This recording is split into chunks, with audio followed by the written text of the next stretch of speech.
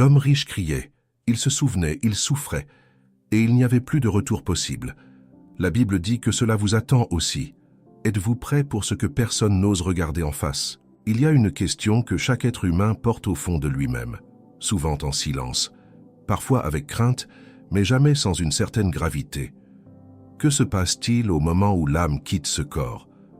Vous avez peut-être entendu des réponses vagues, des théories humaines, des philosophies consolantes. Mais aujourd'hui, nous allons ouvrir la parole de Dieu et regarder en face ce que peu de personnes osent contempler. Il y a quelque chose d'étrange dans la façon dont le monde traite la mort. On l'évite dans les conversations, on l'embellit dans les cérémonies, on la retarde par tous les moyens. Et pourtant, depuis l'instant où nous sommes nés, elle marche avec nous. Elle n'est pas une exception à la vie humaine, elle en est la conclusion inévitable. Mais la Bible ne parle pas de la mort comme d'une fin sans sens. Elle en parle comme d'un passage, comme d'un seuil, comme d'une porte qui s'ouvre sur quelque chose que peu d'hommes ont le courage d'envisager. Charles Spurgeon, ce prédicateur extraordinaire qui a secoué l'Angleterre entière par la puissance de sa parole, disait un jour que la mort n'est pas l'extinction de la lumière, mais l'extinction de la lampe parce que l'aurore est venue. Quelle image saisissante! Ce n'est pas la fin de ce qui brille en vous, c'est simplement la lampe qui devient inutile, parce que la lumière véritable, éternelle, prend sa place. Spurgeon avait compris ce que beaucoup refusent d'accepter, que la mort n'est pas le problème central de l'existence humaine, mais ce qui vient après, qui exige toute notre attention. L'Ecclésiaste 12:7 dit avec une clarté bouleversante « La poussière retourne à la terre comme elle y était, et l'esprit retourne à Dieu qui l'a donné. » Cette parole n'est pas symbolique, elle n'est pas métaphorique, elle est une réalité que chaque âme vivante devra un jour expérimenter. Le corps, formé de la terre, retournera à la terre. Mais l'âme, insufflée par Dieu lui-même dans les narines d'Adam, retournera à celui qui l'a créé. Et c'est précisément là que commence ce que la Bible révèle, et que personne n'attend vraiment. Spurgeon insistait encore sur ce point avec une profondeur que peu de prédicateurs ont atteinte. Il disait que l'homme non préparé à mourir n'est pas non plus préparé à vivre. Quelle vérité percutante! Parce que si vous ne savez pas où vous allez, comment pouvez-vous savoir comment marcher? Si vous ignorez ce qui vous attend au-delà de ce dernier souffle, comment pouvez-vous prendre les décisions spirituelles qui façonnent votre éternité aujourd'hui, dans ce moment présent? Et pourtant, malgré tout ce que la Bible révèle sur ce sujet, malgré la précision avec laquelle les Écritures décrivent ce voyage de l'âme, il existe une étape que la grande majorité des croyants n'a jamais vraiment considérée. Pas parce qu'elle est cachée, pas parce que Dieu l'a dissimulée dans quelques mystères inaccessibles, mais parce que nous avons l'habitude de lire la parole de Dieu en cherchant du réconfort, en cherchant de la consolation, et non en cherchant la vérité complète, même quand cette vérité demande quelque chose de nous. Hébreux 9:27 est l'un des versets les plus directs de toute l'Écriture. Il est réservé aux hommes de mourir une seule fois, après quoi vient le jugement. Une seule mort, un seul passage, et après ce passage, un jugement, pas une seconde chance, pas une période d'attente indéfinie où l'on pourra corriger ses erreurs. Un jugement. Et c'est précisément autour de ce jugement que la Bible construit une révélation que nous allons explorer ensemble, partie après partie, avec honnêteté et avec respect. Vous qui regardez cette vidéo aujourd'hui, peut-être que vous avez perdu quelqu'un que vous aimiez. Peut-être que vous portez vous-même des questions sur votre propre mort, sur ce que vous trouverez de l'autre côté. Peut-être que vous cherchez une certitude, un ancrage dans la foi, quelque chose de solide à tenir quand tout le reste vacille. Sachez ceci, Dieu n'a pas laissé cette question sans réponse. Il a parlé, il a révélé.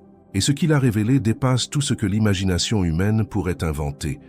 Alors restez avec moi tout au long de cette prédication, parce que chaque partie de ce message a été construite pour vous apporter non pas de la peur, mais de la clarté, non pas de l'angoisse, mais de la sagesse. Et si cette sagesse vous touche aujourd'hui, si elle éveille quelque chose dans votre cœur, je vous invite à vous abonner à cette chaîne pour ne manquer aucun des prochains messages qui vous accompagneront dans votre marche avec Dieu. Et si vous désirez aller encore plus loin dans votre vie spirituelle, j'ai préparé quelque chose de précieux pour vous. Notre e-book « 21 jours pour restaurer votre intimité avec Dieu ». Vous le trouverez dans le lien du premier commentaire épinglé. Ce n'est pas simplement un livre, c'est un compagnon de chemin pour ceux qui ont soif d'une vraie rencontre avec le Père. Il existe dans la tradition chrétienne une image que beaucoup de croyants ont reçue dès leur enfance, une image qui dit que le moment de la mort, l'âme monte directement au ciel ou descend directement en enfer. Simple, immédiat, sans étape intermédiaire. Mais est-ce vraiment ce que la Bible enseigne? Est-ce que les Écritures, lorsqu'on les lit avec soin, avec attention, avec honnêteté, confirment cette image aussi simple ou révèlent-elles quelque chose de plus nuancé, quelque chose que peu de personnes ont pris le temps de considérer vraiment? La vérité, c'est que la Bible parle d'un moment précis entre la mort et la résurrection. Un moment qui n'est ni le paradis définitif, ni l'enfer final. Un moment que les théologiens appellent parfois l'état intermédiaire et que les Écritures décrivent avec une précision qui devrait nous arrêter, nous faire réfléchir et nous pousser à prendre notre foi plus au sérieux qu'on ne l'a peut-être jamais fait. Regardons ce que Jésus lui-même a dit. Dans Luc 16, il raconte l'histoire de Lazare et de l'homme riche. Ce n'est pas une parabole ordinaire, car Jésus donne un nom au personnage pauvre, ce qu'il ne fait dans aucune autre parabole. Lazare meurt et est porté par les anges dans le sein d'Abraham. L'homme riche meurt aussi et se retrouve dans le séjour des morts, dans un lieu de tourment. Et entre les deux, il y a un abîme que personne ne peut franchir. Jésus décrit deux états distincts, deux lieux distincts, deux réalités bien différentes, qui existent avant même le jugement dernier. Ce récit est capital. Il nous dit que l'âme, au moment de la mort, ne tombe pas dans un vide, ne s'endort pas dans le néant, ne disparaît pas jusqu'à la résurrection. Elle entre dans un état conscient, réel, ressenti. Lazare est consolé, l'homme riche souffre. Les deux sont conscients de leur situation. Les deux ont une mémoire de leur vie passée. Les deux peuvent y communiquer. Cela n'est pas une image poétique inventée pour rassurer les foules. C'est l'enseignement direct de Jésus, le Fils de Dieu, sur ce qui se passe de l'autre côté du dernier souffle. L'apôtre Paul, de son côté, aborde ce sujet avec une conviction que l'on sent vibrer à travers chaque ligne qu'il écrit. En Philippiens 1, 23, il dit « Je suis pressé des deux côtés. J'ai le désir de m'en aller et d'être avec Christ, ce qui de beaucoup est le meilleur. » Remarquez l'expression « être avec Christ », pas attendre Christ, pas dormir jusqu'à Christ, être avec lui dans une communion immédiate, dans une présence réelle. Paul ne parlait pas d'un sommeil sans conscience. Il parlait d'une rencontre, d'une présence, d'un état de communion avec le Seigneur.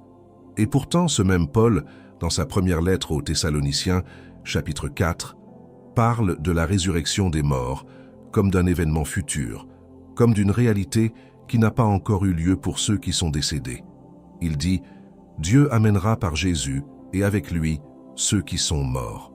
Il parle de ceux qui se sont endormis en Christ comme de personnes qui seront ressuscitées lors du retour du Seigneur. Il y a donc un entre-deux. Il y a donc un état intermédiaire entre la mort physique et la résurrection glorieuse. Comment réconcilier ces deux réalités? Comment comprendre que l'âme est avec Christ après la mort et qu'en même temps, la résurrection est encore à venir? La réponse est à la fois simple et profonde. L'âme, au moment de la mort, entre dans la présence de Christ, dans un état de conscience, de communion, d'attente bienheureuse pour les racheter. Mais le corps attend dans la tombe. Et au dernier jour, lors du retour glorieux de Jésus, le corps sera ressuscité, transformé, glorifié et réuni à l'âme pour l'éternité. Ce n'est qu'à ce moment-là que la destinée finale sera pleinement accomplie. C'est une réalité que l'Apocalypse confirme également. En Apocalypse 6, 9, 10, Jean voit sous l'autel les âmes de ceux qui avaient été mis à mort à cause de la parole de Dieu. Ces âmes crient, elles parlent, elles supplient Dieu. Elles sont conscientes, elles sont présentes, elles attendent. Ce n'est pas le silence de la mort, ce n'est pas le néant. Ce sont des âmes vivantes dans la présence de Dieu qui attendent l'accomplissement de son plan souverain. Pourquoi est-il si important de comprendre cela? Parce que cette vérité change la façon dont vous vivez aujourd'hui. Si vous savez que votre âme entrera immédiatement dans un état conscient après la mort, si vous savez que vous rencontrerez le Seigneur face à face, avant même la résurrection finale, alors chaque jour de votre vie sur cette terre prend une dimension nouvelle. Chaque choix que vous faites, chaque parole que vous prononcez, chaque acte d'obéissance ou de rébellion, tout cela a un poids éternel que l'éternité révélera pleinement. Et c'est précisément pour cette raison que la Bible insiste tant sur la préparation. Non pas pour vous effrayer, mais pour vous éveiller, pour vous inviter à vivre avec une conscience de l'éternité gravée dans le cœur, à ne jamais prendre la grâce pour acquise, à ne jamais remettre à demain la décision spirituelle que vous pourriez prendre aujourd'hui. Il existe dans la tradition chrétienne une image que beaucoup de croyants ont reçue dès leur enfance, une image qui dit que le moment de la mort, l'âme monte directement au ciel ou descend directement en enfer. Simple, immédiat, sans étape intermédiaire. Mais est-ce vraiment ce que la Bible enseigne? Est-ce que les Écritures, lorsqu'on les lit avec soin, avec attention, avec honnêteté, confirment cette image aussi simple ou révèlent-elles quelque chose de plus nuancé, quelque chose que peu de personnes ont pris le temps de considérer vraiment? La réponse de la Bible est nette et sans ambiguïté. Non. L'expérience de l'état intermédiaire n'est pas identique pour tous. Elle est déterminée de manière absolue et irrévocable par la relation que l'âme a entretenue avec Jésus-Christ durant sa vie terrestre. Ce n'est pas une question de mérites accumulés, de prières récitées, de bonnes actions comptabilisées. C'est une question de foi, d'alliance, de cœur réellement tourné vers Dieu ou réellement détourné de lui. Pour les rachetés, pour ceux qui ont cru en Jésus-Christ comme Seigneur et Sauveur, la mort est une entrée dans une paix que les mots humains ne peuvent pas véritablement décrire. L'apôtre Paul dit en 2 Corinthiens 5:8 « Nous sommes pleins de confiance et nous aimons mieux quitter ce corps et demeurer auprès du Seigneur. » Demeurer auprès du Seigneur, c'est une présence, une intimité, une communion que la vie terrestre, avec toutes ses luttes et ses distractions, ne permettait qu'en partie. Mais dans cet état intermédiaire, cette communion devient directe, sans voile, sans obstacle. Imaginez un instant ce que cela signifie. Tout au long de votre vie, vous avez cherché Dieu à travers la prière, à travers la parole, à travers les moments de silence où vous sentiez sa présence s'approcher. Mais il y avait toujours quelque chose entre vous et lui, le poids du péché, la faiblesse de la chair, les distractions du monde, les bruits incessants de la vie quotidienne. Au moment de la mort, tout cela disparaît. L'âme du racheté entre dans une lumière sans ombre, dans une paix sans trouble, dans une présence sans distance. C'est cela que Paul appelait « de beaucoup le meilleur ». Mais pour ceux qui ont vécu en dehors de l'alliance avec Dieu, pour ceux qui ont rejeté l'Évangile ou qui ont ignoré l'appel de la grâce, l'état intermédiaire est tout autre. Le récit de Luc 16 nous a déjà montré l'homme riche dans un lieu de tourment. Et le détail le plus poignant de cette description, c'est que cet homme était pleinement conscient. Il voyait Abraham au loin. Il reconnaissait Lazare. Il se souvenait de ses frères encore en vie sur la terre. Il comprenait ce qui lui était arrivé. Et il souffrait non seulement de la douleur physique du lieu, mais du poids insupportable du regret, de la réalisation que tout aurait pu être différent. Le regret est peut-être le tourment le plus profond que l'Écriture associe à cet état. Pas seulement la douleur d'un lieu, mais la conscience aiguë de ce qui aurait pu être, la grâce qui a été offerte, le pardon qui a été disponible, l'Évangile qui a été entendu peut-être plusieurs fois et qui a été repoussé. Dans l'état intermédiaire, pour ceux qui n'ont pas cru, il n'y a plus de second souffle, il n'y a plus de nouvelle chance. Il n'y a que la mémoire de toutes les opportunités que la miséricorde de Dieu avait offertes et que la volonté humaine avait refusées. Jésus lui-même a pleuré sur Jérusalem en disant dans Luc 19:42 « Si toi aussi tu avais connu en ce jour ce qui peut te donner la paix, mais maintenant cela est caché à tes yeux. » Cette phrase résonne comme un gémissement du cœur de Dieu. Il ne veut pas que quiconque périsse. Sa nature est d'aimer, de sauver, de restaurer. Mais il a aussi accordé à chaque être humain la dignité de choisir. Et ce choix, fait durant les jours de la vie terrestre, détermine l'éternité de l'âme. C'est pourquoi cette prédication n'est pas une prédication sur la mort. C'est une prédication sur la vie, sur la façon dont vous vivez aujourd'hui, sur les priorités que vous choisissez, sur la relation que vous cultivez avec Dieu, non pas par obligation, mais par amour. Parce que le jour où votre âme quittera ce corps, tout ce que vous aurez bâti sur cette terre restera ici. Vos maisons, vos économies, vos titres, vos succès. Seule votre âme franchira ce seuil. Et l'état dans lequel elle le franchira dépend de décisions qui se prennent maintenant, dans le quotidien, dans l'ordinaire, dans les moments où personne ne regarde sauf Dieu. Le psalmiste l'avait compris avec une profondeur magnifique. En psaume 116:15, il écrit « Elle a du prix aux yeux de l'Éternel, la mort de ceux qui l'aiment. » La mort des bien-aimés de Dieu n'est pas une tragédie dans les yeux du Père, c'est un retour, c'est un accomplissement. C'est le moment où celui qui a tout créé accueille dans sa présence l'âme qu'il a rachetée à un prix infini, le prix du sang de son propre Fils. Et cela, aucune philosophie humaine, aucune religion inventée par l'homme ne peut offrir cette certitude-là. Mais cette certitude n'est pas automatique. Elle n'est pas héréditaire. Elle ne s'acquiert pas par tradition familiale ou par appartenance à une église. Elle se reçoit personnellement, dans une foi personnelle, dans une rencontre personnelle avec Jésus-Christ. Et c'est précisément pour cela que la suite de ce message est si importante, car nous allons maintenant regarder ensemble cette étape que personne n'attend vraiment, celle que la Bible révèle avec une clarté que peu de prédicateurs osent aborder. Nous voici maintenant au cœur de ce que la Bible révèle et que si peu de personnes ont vraiment envisagé. Nous avons parlé de l'état intermédiaire, de la conscience de l'âme après la mort, de la différence entre le sort des rachetés et celui de ceux qui ont vécu loin de Dieu. Mais il y a une étape précise inscrite dans les Écritures avec une autorité absolue que la plupart des croyants n'a jamais placée au centre de leur réflexion sur l'éternité. Cette étape, c'est la comparution de chaque âme devant le tribunal de Dieu. La Bible est formelle sur ce point. Hébreux 9:27 le dit sans détour. Il est réservé aux hommes de mourir une seule fois, après quoi vient le jugement. Pas peut-être le jugement, pas éventuellement le jugement. Le jugement, c'est une certitude aussi absolue que la mort elle-même. Et pourtant, combien de personnes vivent leur vie entière sans jamais intégrer cette réalité dans leurs décisions quotidiennes, dans leurs priorités, dans la manière dont elles traitent les autres et dont elles se tiennent devant Dieu.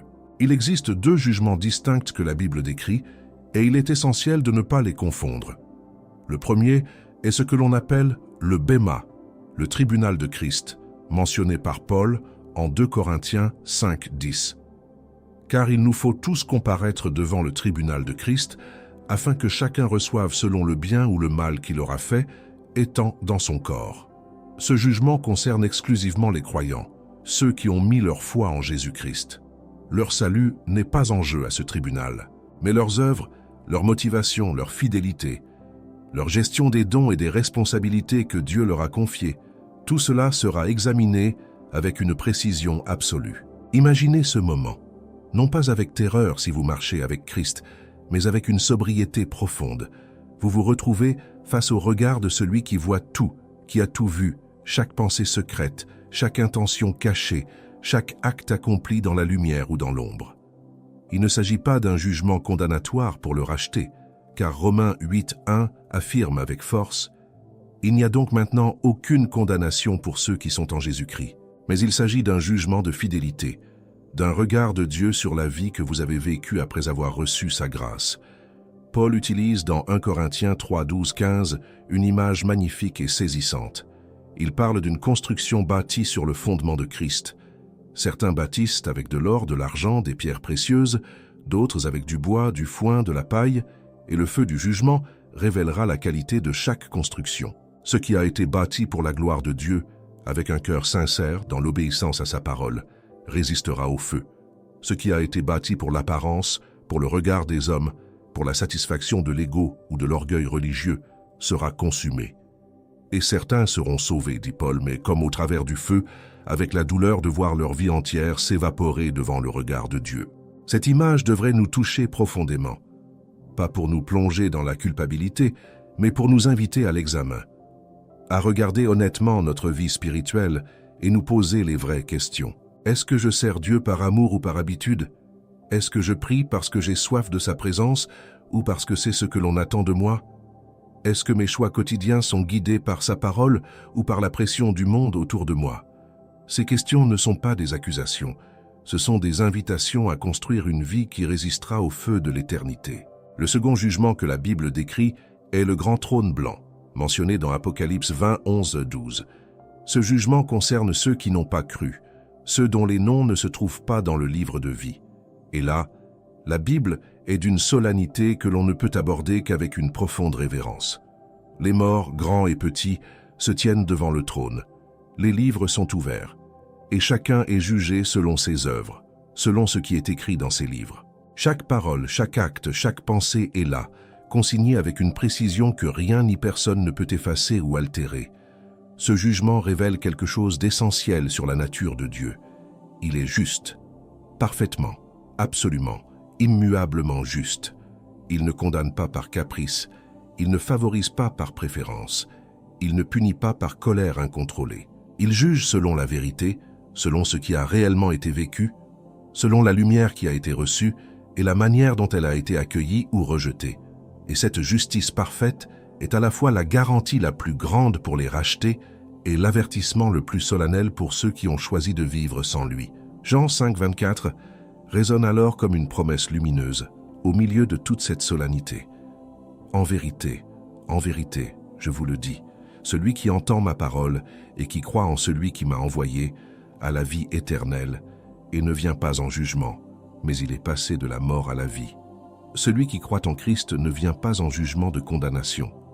Il est déjà passé de la mort à la vie. Le jugement du grand trône blanc ne le concerne pas dans le sens d'une condamnation possible, parce que sa dette a été payée, une fois pour toutes, sur la croix du calvaire. Voilà pourquoi la croix n'est pas simplement le symbole d'une religion. Elle est le pivot de l'éternité. Elle est le seul endroit dans toute l'histoire humaine où la justice de Dieu et sa miséricorde se sont rencontrées parfaitement. Et c'est à cette croix que vous devez vous tenir aujourd'hui, non pas une fois, mais chaque jour de votre vie, avec une foi renouvelée, avec une gratitude profonde, avec la conscience que ce que Christ a accompli là change non seulement votre vie présente, mais votre éternité tout entière. Nous avons contemplé ensemble l'état intermédiaire, la conscience de l'âme après la mort, les deux jugements que la Bible décrit avec une précision que rien ne peut contester. Mais il reste une question que beaucoup portent en silence, souvent avec une douleur très profonde, parfois avec une culpabilité qu'ils n'osent pas nommer. Cette question est celle-ci. Que devient l'âme de ceux que j'ai aimés et qui sont partis sans que je sois certain de leur foi? Que dit la Bible sur ceux qui sont morts sans avoir, à ma connaissance, connu Christ personnellement? C'est peut-être la question la plus humaine de toutes, parce qu'elle touche non pas à la théologie abstraite, mais au cœur même de nos attachements les plus profonds. Un père, une mère, un frère, un ami d'enfance, un enfant parti trop tôt. Ces visages que nous portons dans notre mémoire avec tendresse et avec douleur, et cette interrogation qui revient, toujours dans les moments de silence, sont-ils bien là où Dieu est? La première chose que la Bible nous enseigne face à cette question, c'est la souveraineté absolue de Dieu et la perfection de sa justice. Genèse 18, 25 pose cette affirmation avec une force qui devrait calmer les tempêtes intérieures de ceux qui doutent. Celui qui juge toute la terre n'exercera-t-il pas la justice? Abraham lui-même, dans un moment de grande tension spirituelle, s'en remet à cette certitude. Dieu est juste, parfaitement juste, et sa justice n'est pas la justice froide d'un tribunal humain. C'est la justice d'un Père qui connaît chaque âme qu'il a créée, qui connaît chaque circonstance, chaque lumière reçue, chaque opportunité accordée, chaque mouvement secret du cœur que personne d'autre ne peut voir. Cela ne signifie pas que toutes les âmes seront sauvées. La Bible ne l'enseigne pas, et il serait malhonnête de prétendre le contraire. Mais cela signifie que le jugement de Dieu est fondé sur une connaissance que nous n'avons pas. Nous jugeons ce que nous voyons. Dieu juge ce qui est. Nous connaissons les apparences extérieures d'une vie.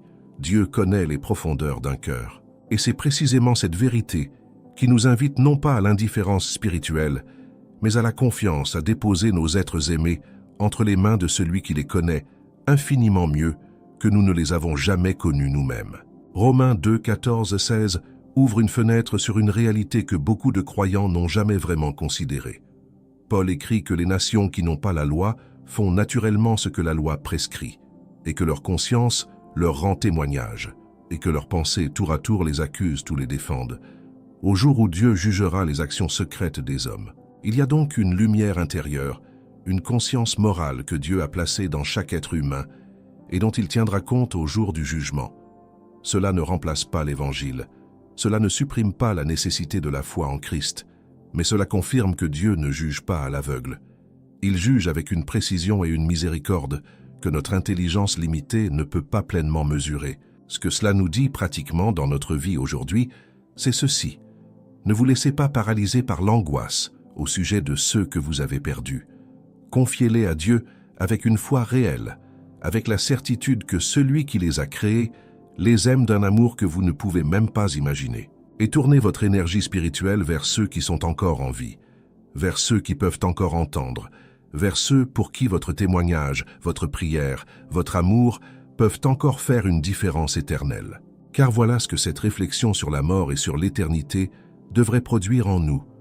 Non pas la peur, non pas la paralysie, mais une urgence douce et résolue, une urgence à vivre pleinement notre foi, une urgence à intercéder pour ceux qui nous entourent, une urgence à ne jamais tenir pour acquis que demain sera là pour dire ce qui doit être dit, pour faire ce qui doit être fait, pour aimer comme Dieu nous a appelés à aimer. Jacques 4,14 nous rappelle cette réalité avec une sobriété que nous avons souvent besoin d'entendre. Vous qui ne savez pas ce qui arrivera demain, car qu'est-ce que votre vie? Vous êtes une vapeur qui paraît pour un peu de temps et qui ensuite disparaît. Une vapeur. Pas dans le sens du mépris, mais dans le sens de la fragilité, dans le sens de la préciosité de chaque instant. Une vapeur que Dieu a rendue précieuse en y insufflant son propre souffle, en y plaçant une âme éternelle, en envoyant son Fils pour la racheter à un prix infini. Et si votre vie est comme une vapeur, alors chaque moment de cette vapeur mérite d'être vécu avec intention, avec conscience, avec une attention portée à ce qui dure vraiment. Non pas ce que le monde admire, non pas ce que la société récompense, mais ce que Dieu honore, un cœur humble, une foi agissante, une vie tournée vers les autres avec la générosité qui reflète le caractère même de Dieu. Il y a quelque chose de magnifique dans cette perspective. Lorsque vous comprenez que votre âme est éternelle, que chaque jour de votre vie terrestre a un poids éternel, que le jugement de Dieu est réel, mais que sa grâce est plus réelle encore, alors la vie quotidienne prend une dimension nouvelle. Le service ordinaire devient un acte d'adoration. La prière du matin devient un rendez-vous avec l'éternité. Le pardon accordé à celui qui vous a blessé devient un écho de la croix. Et la mort elle-même, cette réalité que le monde fuit et que nous avons appris à contempler ensemble dans cette prédication, devient non pas une menace, mais une promesse. La promesse que ce qui a commencé dans la grâce s'achèvera dans la gloire, pour ceux qui ont ancré leur âme dans le seul rocher qui ne peut pas bouger. Merci d'avoir regardé cette prédication jusqu'à la fin. Cela dit quelque chose de beau sur votre cœur. Vous avez soif de vérité, et Dieu honore cette soif. Si ce message vous a touché, partagez-le avec quelqu'un qui en a besoin. Abonnez-vous à cette chaîne, aimez cette vidéo et laissez un commentaire. Votre témoignage encourage toute la communauté. Les prochaines vidéos qui apparaîtront à l'écran continueront de vous accompagner dans votre marche avec Dieu. Et si vous désirez restaurer votre intimité avec le Père, notre e-book 21 jours pour restaurer votre intimité avec Dieu vous attend dans le premier commentaire épinglé. À très bientôt.